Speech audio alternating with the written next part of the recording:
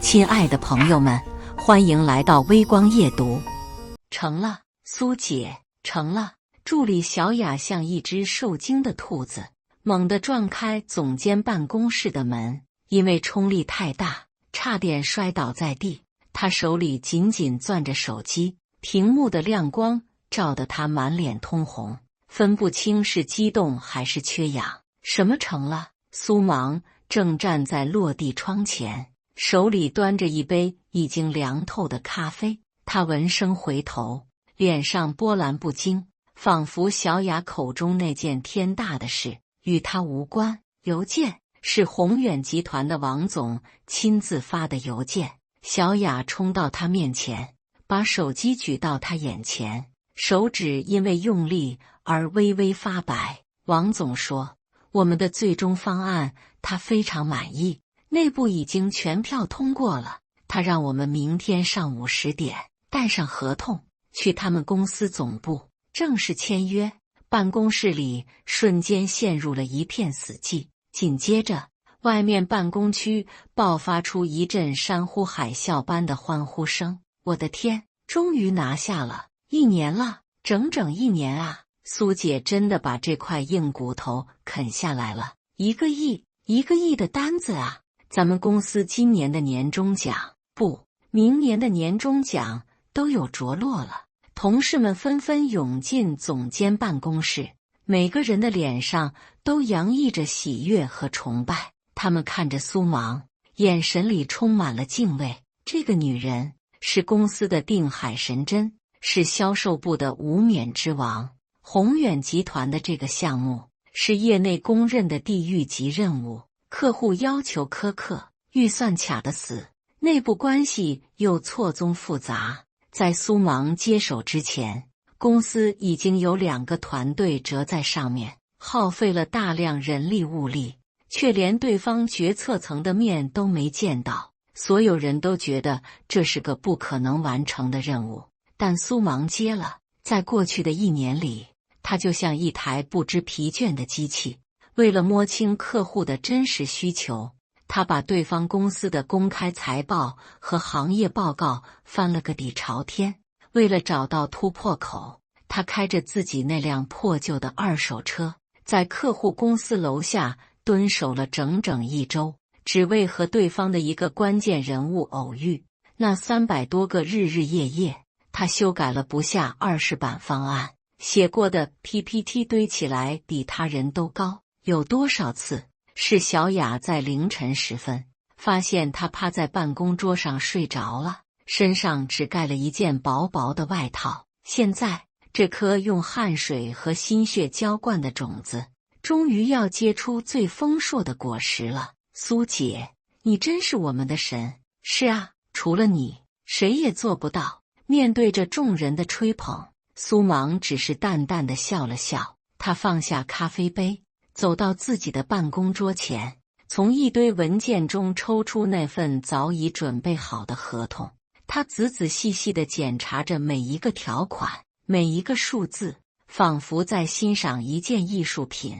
都别高兴得太早。苏芒开口了，声音不大，却瞬间让整个办公室安静了下来。合同没落印之前，一切都还有变数。小雅，你再跟王总那边确认一下，明天出席签约仪式的人员名单。好的，苏姐。市场部把庆功晚宴的场地和流程再过一遍，确保万无一失。收到，苏总监。苏芒有条不紊地安排着工作，他的冷静和专业让刚刚还有些头脑发热的众人迅速冷静下来。是啊，这才是他们认识的苏芒，永远泰山崩于前而色不变。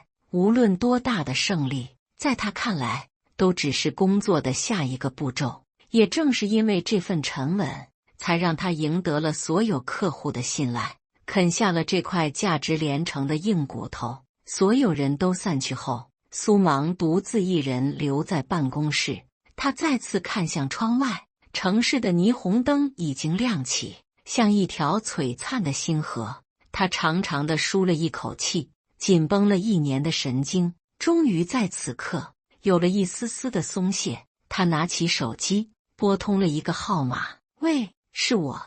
电话那头传来一个沉稳的男声：辛苦了。苏芒的嘴角终于勾起一抹发自内心的微笑。明天就可以收网了。第二天清晨，苏芒提前1个小时就到了公司。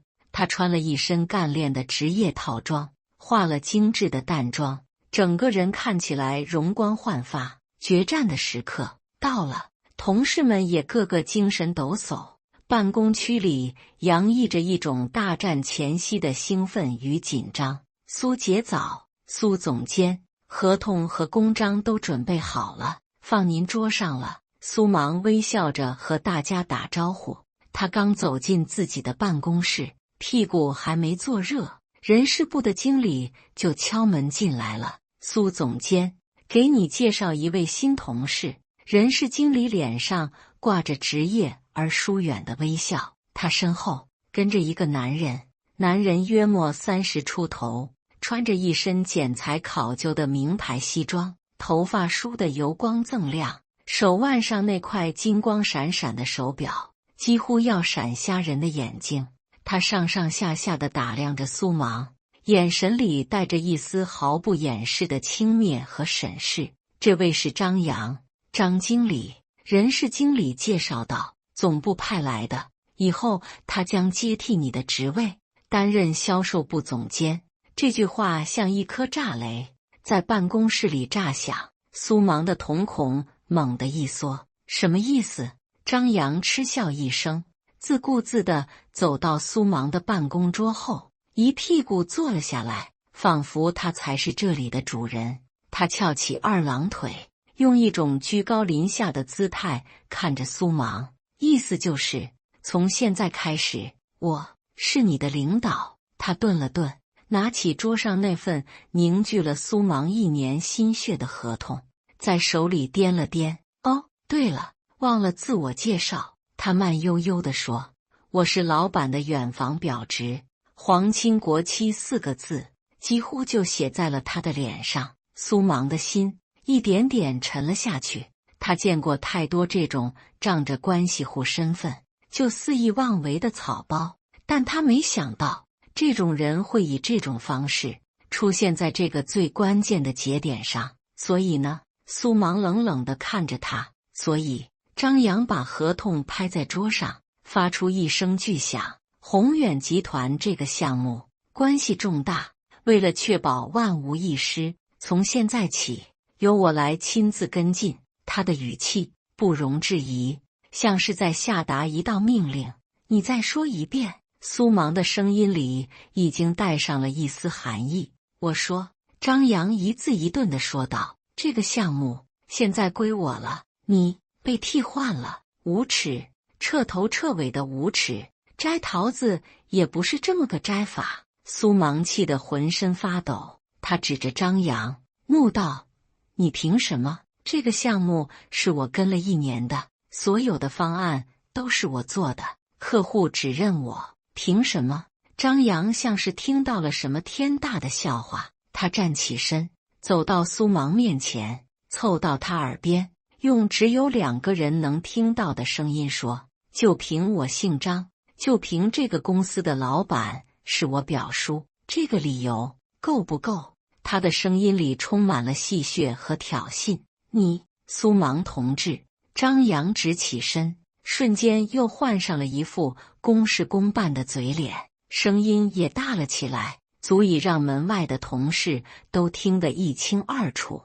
我知道你为这个项目付出了很多，公司都看在眼里，但是你要有大局观吗？这个项目太重要了，我亲自出马，也是为了给项目上一道双保险，你说对不对？他这番话说得冠冕堂皇，好像他抢走别人的功劳还是为了公司好一样。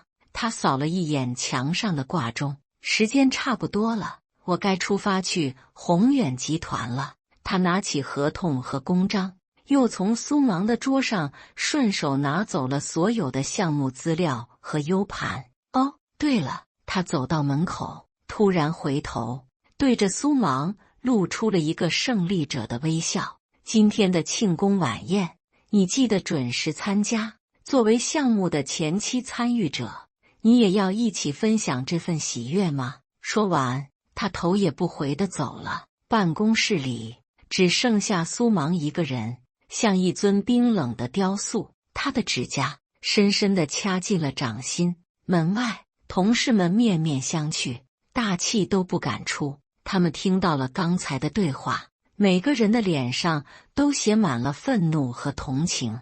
可那又怎么样？一个是公司的功臣，一个是老板的亲戚，用脚趾头想也知道公司会站在哪一边。那天下午，公司内部的系统上，张扬的名字正式取代了苏芒，成为了销售部的新总监。傍晚的庆功会上，张扬作为唯一的功臣，被众人簇拥在中央。他喝得满脸通红，唾沫横飞地讲述着自己是如何运筹帷幄，如何力挽狂澜，最终签下了这份天价合同。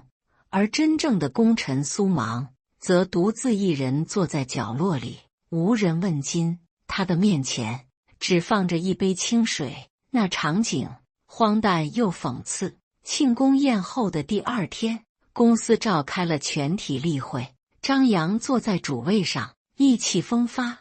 他先是把签下宏远集团合同的功劳洋洋洒洒的全部归功于自己，然后话锋一转，开始谈论起了所谓的团队纪律。我们是一个团队，最重要的是什么？是团结，是服从。张扬的目光有意无意地瞟向苏芒。有些人仗着自己有点功劳就居功自傲，不把领导放在眼里，不把团队纪律当回事，这种风气绝对不能容忍。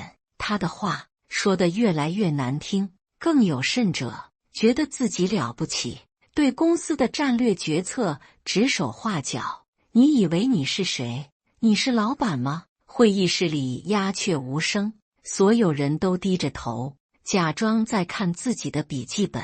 谁都听得出来，张扬这是在指桑骂槐，在杀鸡儆猴。昨天庆功宴上，苏芒虽然一言不发，但他那冷若冰霜的表情本身就是一种无声的抗议。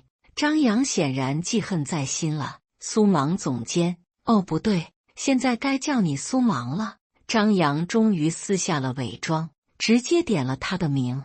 对于我昨天代表公司签下宏远集团的合同，你好像有什么不同意见？他就是要当着所有人的面逼苏芒表态，逼他低头。苏芒抬起头，迎着他的目光，一字一句地说道：我只是觉得事实不该被歪曲，这份功劳属于谁，大家心里都清楚。他没有大吵大闹，只是在陈述一个事实，但这个事实却像一记响亮的耳光，狠狠地抽在了张扬的脸上。放肆！张扬猛地一拍桌子，站了起来。苏芒，你这是什么态度？你这是在质疑公司的决定吗？你这是在破坏团队的团结。一顶顶大帽子就这样扣了下来。我只是在说实话。苏芒寸步不让。好一个说实话！张扬气得脸色铁青，他指着苏芒怒吼道：看来不给你点颜色看看，你是不知道马王爷有几只眼了。会议不欢而散，所有人都预感到一场风暴即将来临。果不其然，第二天一早，苏芒刚到公司就被 HR 叫到了办公室。办公室里除了 HR 经理，张扬也赫然在座。他敲着二郎腿，一脸小人得志的表情。苏芒 HR 经理推了推眼镜，公式化的开口：公司现在怀疑你在职期间严重违反了公司的规章制度。什么意思？苏芒皱起了眉头。我们接到举报。HR 经理看了一眼张扬，继续说道：说你在负责宏远集团项目期间，涉嫌泄露公司商业机密，并且私下收受客户回扣。荒谬！苏芒简直要被气笑了，这罪名真是欲加之罪，何患无辞？你们有证据吗？证据？张扬冷笑一声，开了口：我就是证据。我刚接手项目，就发现客户对我们的报价和底牌了如指掌。如果不是你这个内鬼泄密，怎么会发生这种事？他顿了顿，又补充道：而且宏远集团的王总亲口告诉我，你为了拿下单子，没少给他送好处。苏芒，你可真行啊！这番话颠倒黑白，无耻至极。苏芒知道跟这种人已经没什么道理可讲了，他今天叫他来，就不是为了跟他辩论事实的。所以你们想怎么样？苏芒平静地问。看到苏芒如此上道， HR 经理和张扬对视了一眼。 HR 经理从抽屉里拿出了一份文件，推到了苏芒面前。主动离职申请单，张总是爱护你，念在你是公司老员工的份上，给你留点体面。 HR 经理皮笑肉不笑地说道，你现在签了这份东西，我们就算是你主动辞职，大家好聚好散。你要是不签，他顿了顿，语气里带上了威胁的意味，那我们就只能以职务侵占和泄露商业机密的名义对你提起诉讼了。到时候不仅是你在这个行业的名声全毁了，恐怕还要承担法律责任，图穷匕现。这已经不是抢功了，这是赤裸裸的栽赃陷害，是赶尽杀绝。张扬看着苏芒，眼神里充满了快意，他就是要用这种方式把这个碍眼的女人彻底从公司里清除出去。他要让所有人都知道，得罪他是什么下场。办公室里的空气仿佛都凝固了。面对张扬和 HR 的逼宫，苏芒的反应却出乎了所有人的意料。他没有愤怒，没有咆哮，甚至没有一丝一毫的辩解。他只是静静地听完 HR 那番夹枪带棒的威胁，然后目光落在了张扬那张写满了胜利二字的脸上。突然，他笑了，那是一个极其诡异的微笑，嘴角微微上扬，眼神里却没有任何笑意，反而带着一丝怜悯。是的，怜悯，就好像在看一个即将走上刑场的死囚，在做着最后的狂欢。张扬被他这个笑容看得心里发毛。你笑什么？他厉声问道。死到临头了，还笑得出来？苏芒没有回答他，他收回目光，缓缓地拿起了桌上那支笔，然后在张扬和 HR 惊愕的注视下，他连离职单上的内容看都没看，就龙飞凤舞地签下了自己的名字。苏芒2个字，写得潇洒而决绝。好了，他把笔轻轻放下，然后站起身。整个过程行云流水，没有半分拖沓和犹豫。你这就签了？HR 经理有些不敢相信，他准备好的一大套说辞都还没来得及用上。苏芒点了点头，仿佛只是做了一件微不足道的小事。他转身拉开了办公室的门，外面的办公区，所有同事都竖着耳朵，假装在工作，实则都在偷偷关注着这里面的动静。当他们看到苏芒走出来时，所有的目光瞬间聚焦在了他的身上，有同情，有惋，有惊讶，也有幸灾乐祸。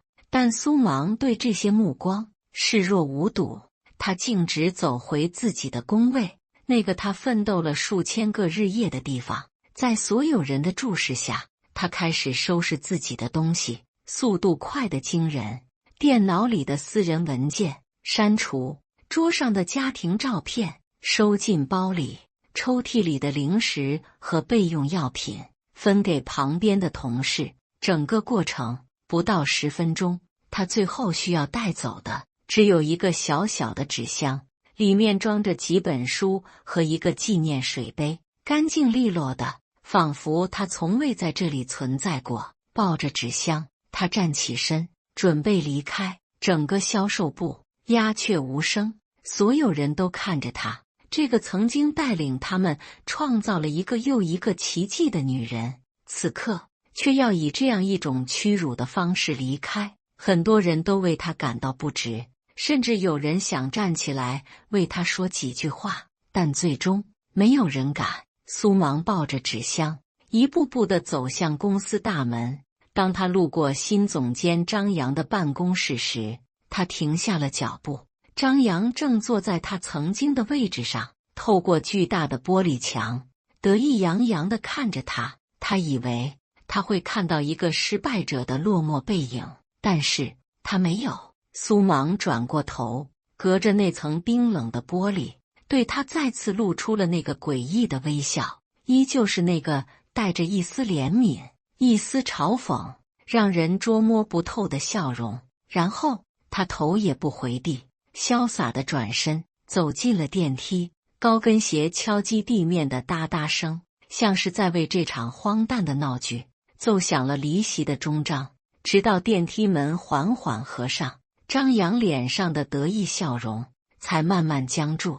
不知道为什么，苏芒最后那个笑容让他感到一阵莫名的心悸，就好像有什么极其不好的事情即将要发生。他摇了摇头，把这个荒唐的念头甩出脑海。一个被赶走的丧家之犬而已，能翻起什么浪花？他拿起电话拨给了自己的表叔，那个公司的老板。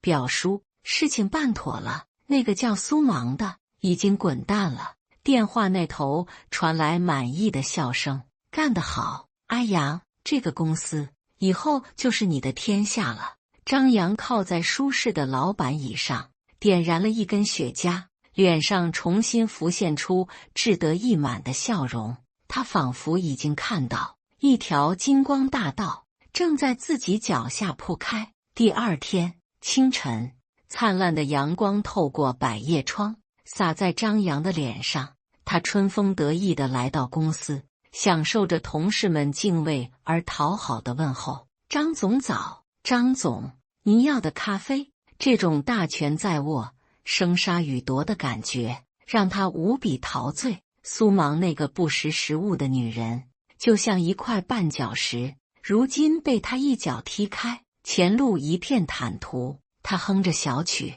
走进那间宽敞明亮、象征着权力的总监办公室，准备开始自己胜利者的一天。砰！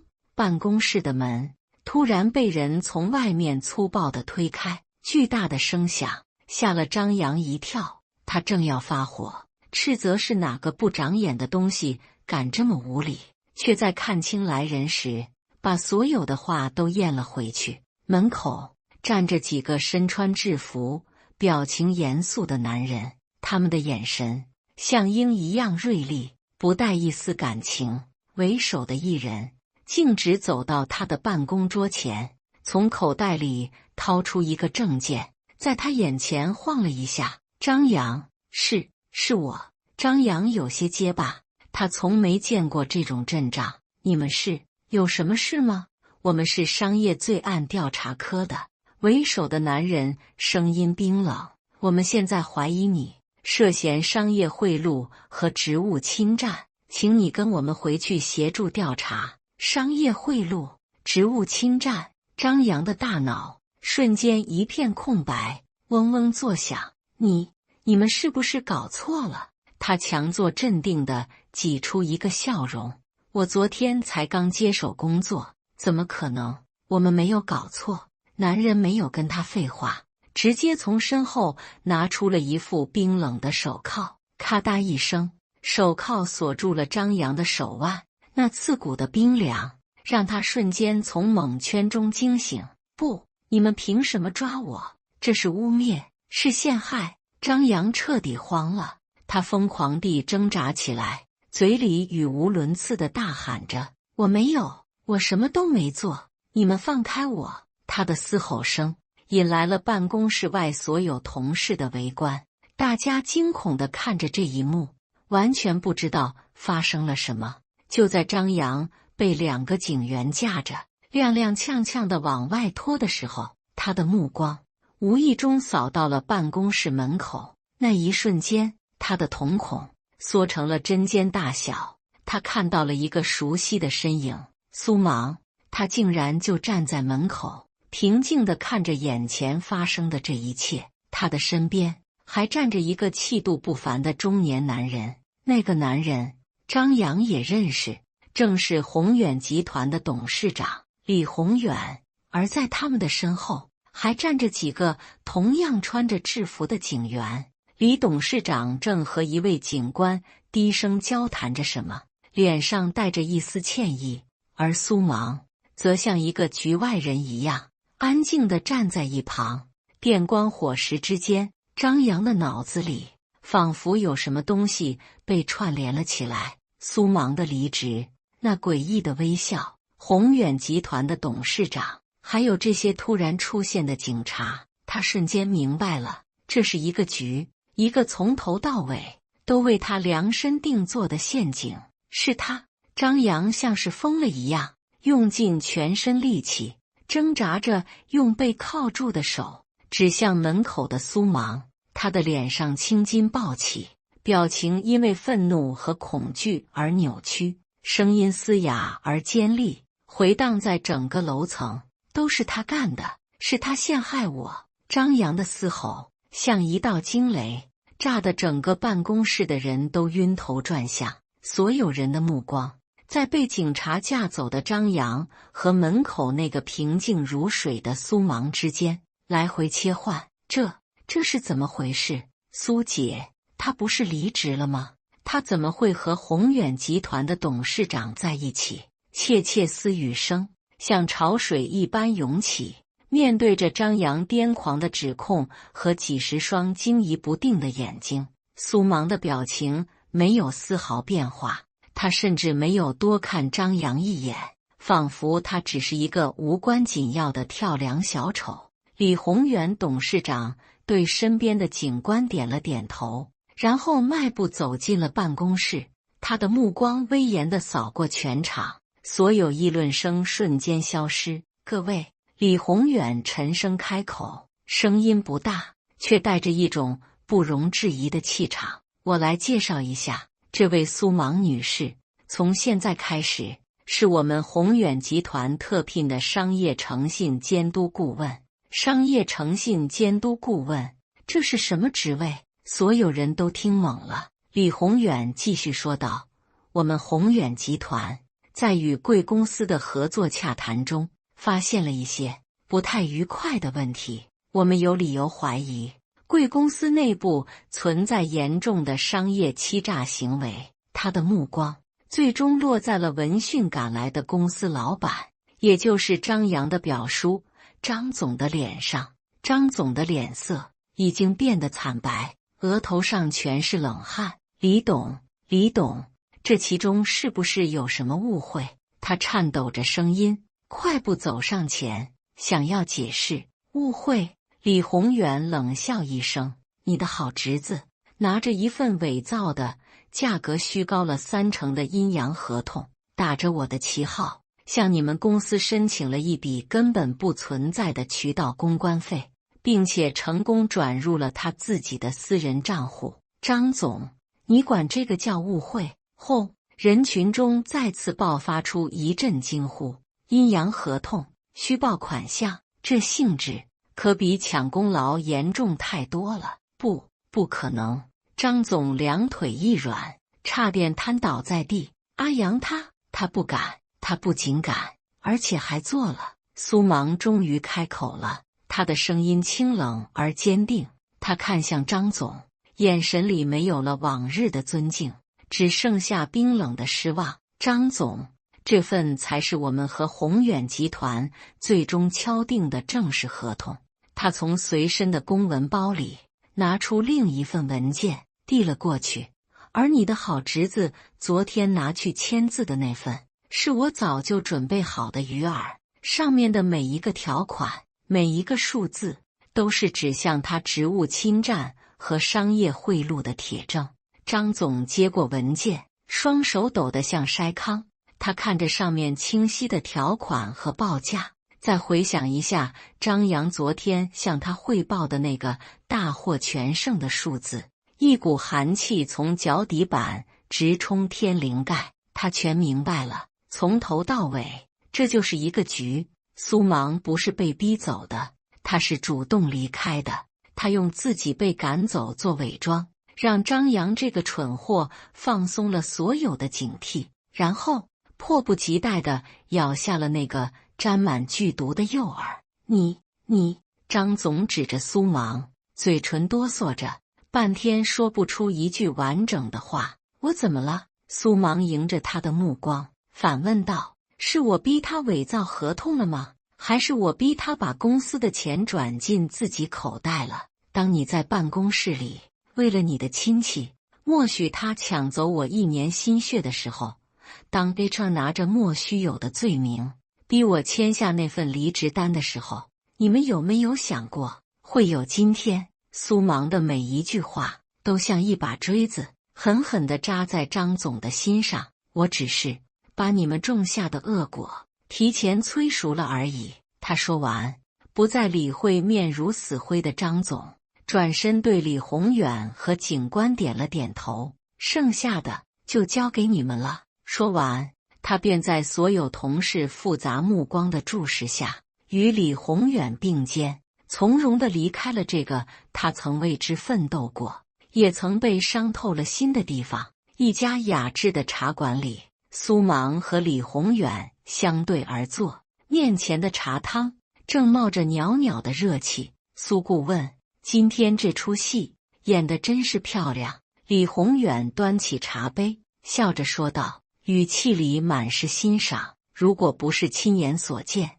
我真不敢相信你能在那么短的时间内就把一切都安排得天衣无缝。苏芒浅浅一笑，也端起了茶杯。这不叫演戏，李董，这叫清道。清道，对。苏芒放下茶杯，眼神变得锐利起来，清除掉合作道路上所有不确定的、肮脏的障碍。无论是张扬，还是他背后那种乌烟瘴气的企业文化。李宏远点了点头，深以为然。说实话，他感慨道，当初你找到我，提出这个大胆的计划时，我还有些犹豫。时间回到1个月前，当时苏芒与宏远集团的合作已经进入了最关键的阶段，但也就在那个时候，苏芒敏锐地察觉到了一丝不对劲。他所在公司的老板，那位张总，开始频繁地向他打听一些涉及到项目灰色地带的问题。小苏啊，宏远那边有没有什么额外的需求啊？这个项目的利润这么高，咱们是不是可以操作一下，把采购成本做高一点，这样大家的活动空间也大一些吗？这些暗示性极强的话让苏芒心生警惕。他知道老板这是动了歪心思，想在这份上亿的合同里捞取一些见不得光的油水。而紧接着，他就从朋友那里听到了一个消息，老板那个游手好闲的远房表侄张扬，最近正到处托关系，想要进公司。苏芒立刻意识到，老板是想让张扬来当这个黑手套，一旦合同签下来，这个项目就会变成他们叔侄俩中饱私囊的工具。到那时，不仅合作会被搞得一团糟，他苏芒这个项目的负责人也很可能会被他们拖下水，甚至成为替罪羊。与其坐以待毙，不如主动出击。于是苏芒做了一个极其大胆的决定，他绕过了自己的公司，直接联系了宏远集团的最高决策者董事长李宏远。李董，我开门见山。在那间秘密的会客室里，苏芒第一次见到了这位商界传奇人物。我希望您能配合我演一场戏，目的是揪出我们公司内部的蛀虫，确保我们未来的合作能够在一个干净、透明的环境下进行。他将自己的猜测和盘托出，并且拿出了一个周密的计划，其中包括那份作为诱饵的阴阳合同。这份假合同里的报价比正常报价高出30%，多出来的这笔钱正好是那些蛀虫最眼馋的肥肉，只要他们敢吞下去，就一定会留下证据。李宏远当时被苏芒的胆识和魄力震惊了，他沉默了很久，问了他一个问题：你这么做等于是在赌博，一旦失败，你不仅会丢掉工作，甚至可能在这个行业里身败名裂，值得吗？苏芒的回答简单而坚定：李董，我是一名销售，但我首先是一个有底线的人，我不能容忍自己辛苦拿下的项目变成别人肮脏的提款机，这不仅是对您的不负责，也是对我的职业最大的侮辱。正是这番话最终打动了李宏远，他当场拍板，决定配合苏芒的计划，于是便有了后面这环环相扣、引君入瓮的一场大戏。从张扬空降到抢夺功劳，再到栽赃陷害、逼迫离职，所有的一切都在苏芒的预料之中。张扬那种愚蠢又贪婪的人，在巨大的利益诱惑面前根本不堪一击。他以为自己是黄雀，却不知道自己从一开始就是那只被猎人盯上的螳螂。现在障碍清除了，苏芒从回忆中回过神来，看着李宏远：李董，希望我们未来的合作能够愉快。李宏远哈哈大笑起来：何止是愉快？他站起身，向苏芒伸出了手。苏顾问，我正式邀请你加入我们宏远集团，出任副总裁，主管所有外部合作项目。我需要你这样有能力、有底线的将才。张扬被逮捕，公司老板的叔叔张总被带走协助调查的消息，像一场12级地震，瞬间席卷了整栋写字楼。苏芒曾经的公司彻底陷入了瘫痪和混乱，员工们三五成群地聚在一起，议论纷纷。天啊，原来是这么回事！我们都错怪苏姐了，何止是错怪，简直就是瞎了眼。我们居然眼睁睁地看着功臣被逼走，让一个小丑在那里上蹿下跳。助理小雅哭得两眼通红，心里充满了懊悔和自责。苏姐被逼走的那天，她多想冲上去为她说句话，可她没有那个勇气。张扬那个王八蛋，还有那个张总，都不是好东西，蛇鼠一窝。现在好了，全进去了，真是大快人心。愤怒、震惊、愧疚、解气，种种情绪在办公室里交织，而更多的人则是感到一阵后怕。他们庆幸自己当初没有为了讨好张扬而去落井下石的踩苏芒一脚，否则以苏芒今天展现出的手腕和魄力，谁知道下一个被清算的会不会是自己？就在公司里人心惶惶、群龙无首的时候，一个更具爆炸性的消息传来：宏远集团单方面宣布，由于合作方出现严重的商业诚信问题，他们将暂时终止之前签订的所有合同，并保留追究其法律责任的权利。这个消息对于本就风雨飘摇的公司来说，无异于釜底抽薪。宏远那个上亿的项目是公司未来2年的命脉所在，一旦项目黄了，公司离倒闭也就不远了。剩下的几个高层领导急得像热锅上的蚂蚁，他们第一时间想到的就是解开这个结的唯一关键人物苏芒。于是公司上上下下，从部门经理到普通员工，都开始疯狂地给苏芒打电话、发信息：苏姐，您大人有大量，再给我们一次机会吧。苏总监，我们知道错了，您快回来主持大局吧。苏芒，看在大家同事一场的份上，救救公司吧，我们不能没有你啊。电话、微信、短信像雪片一样飞向苏芒，言辞恳切，姿态卑微，充满了忏悔和祈求。和前2天他被逼离职时的冷漠与孤立，形成了何等讽刺的对比。对于这些信息，苏芒一概未回，他只是静静地看着手机屏幕上那些熟悉又陌生的名字，一个个的跳动着。他没有感到报复的快感，只觉得一阵索然无味。雪崩的时候，没有一片雪花是无辜的；当张扬作恶的时候，那些选择沉默、选择旁观，甚至选择附和的人，难道就真的清白无辜吗？他为什么要回去拯救一个从根子上就已经烂掉的地方？他为什么要为了那些曾经冷眼旁观的人而委屈自己？不，他不会。3天后，苏芒接到了一个意想不到的电话，是张总打来的。他似乎已经被放了出来，但声音听起来苍老了10岁，充满了疲惫和颓败。苏芒，不，苏总，我们能见一面吗？他的语气里带着一丝祈求。苏芒沉默了片刻，答应了。他想，是时候为过去的一切画上一个正式的句号了。见面的地点约在公司楼下的一家咖啡馆，还是那个靠窗的位置，和他当初在这里通宵改方案时坐的是同一个地方。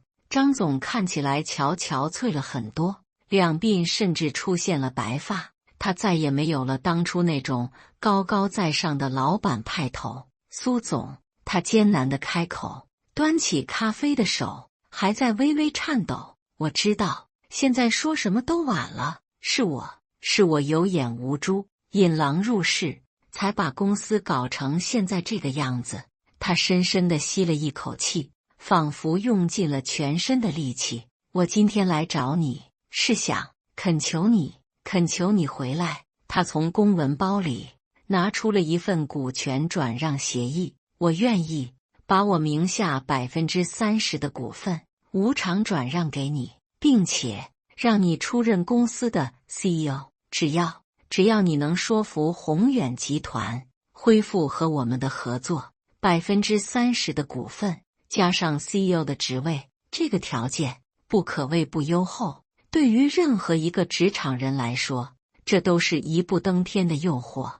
张总死死地盯着苏芒，眼神里充满了期待。这是他能拿出的最后的，也是唯一的筹码了。然而，苏芒只是平静地看了一眼那份协议，连手都没有伸。张总，他缓缓开口，你觉得我们之间的问题是股份和职位能解决的吗？张总愣住了。我们之间的问题不是张扬一个人，也不是一份合同。苏芒的目光穿透咖啡馆的玻璃，望向了那栋他奋斗了多年的写字楼。是你的管理方式，是你所创造的这种企业文化出了问题。你任人唯亲，为了一个不成器的亲戚，可以随意牺牲掉功臣的心血。